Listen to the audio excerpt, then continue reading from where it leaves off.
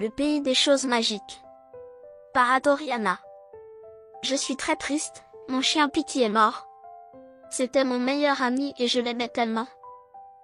Maman et papa sont tristes aussi. Ils m'ont expliqué que Pity était très vieux et malade. Le docteur a essayé très fort, mais il n'a pas pu le guérir. Maman dit que Pity ne souffre plus maintenant. Cela me réconforte un peu. Elle dit que c'est normal de pleurer ou d'être en colère quand on perd quelqu'un qu'on aime. Pour se sentir mieux, il faut en parler et se souvenir des beaux moments passés ensemble. Nous nous sommes réunis dans le jardin pour dire au revoir à mon chien. Des fleurs entouraient son portrait.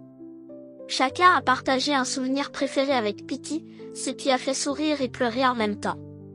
Puis nous avons fermé les yeux, en pensant très fort à lui.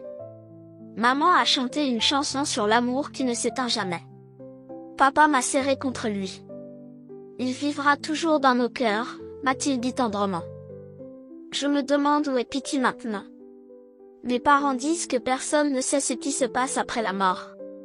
Chacun peut avoir son propre avis, mais comme il n'y a pas de réponse certaine, on peut imaginer de belles choses. Ils croient en l'existence d'un lieu merveilleux où les animaux et les personnes se retrouvent après leur mort. Ils appellent cet endroit le pays des choses magiques, même si ce n'est pas un vrai pays qu'on pourrait trouver sur une carte. Dans ce pays, il y a des parcs encore plus beaux que ceux de notre ville. Des manèges qui tournent très vite et des ballons colorés partout dans le ciel. Les gâteaux sont aussi grands que des maisons et tellement appétissants. On y croise des ours qui dansent, des chats qui chantent, des abeilles qui font la fête. Les animaux font des parties de cache-cache dans les nuages, et des concours de saut d'obstacles sous les arcs-en-ciel. Chaque jour, de nouvelles découvertes magiques. Des tours en avion, des séances de dégustation de glace, des balades dans des champs remplis de macarons et de bonbons. Ou encore des pique-niques sur les nuages moelleux. C'est la fête tous les jours. Un pays où tout le monde est heureux. Serein, lumineux. Ou à nuit, ils dorment tous paisiblement, bercés par une douce musique sous les étoiles. Et le jour, ils profitent de chaque instant dans la joie et la tendresse. Dans ce pays, tout est beau. Il suffit de fermer les yeux et d'y croire pour le voir. Mon copain Paul pense que Vadrouille, son lapin, est maintenant au pays des choses magiques. Quand Paul se rappelle de Vadrouille, un doux sourire apparaît sur son visage. Quel filou, ce lapinou! Toujours en train de faire de bêtises, grignoter les rideaux, sauter partout, se cacher sous les meubles. Un vrai clown. Paul sait que Vadrouille ne souffre plus. Je suis sûr qu'il joue dans l'herbe avec des papillons et des oiseaux, me dit Paul rêveur. Penser à lui là-bas me rend heureux, ajoute-t-il. Frimousse, le vieux chat de ma voisine, doit être au même endroit.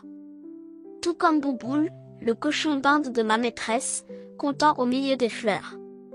Le hérisson de Sarah, ma cousine, papote sûrement avec ses nouveaux copains au milieu des pétales multicolores.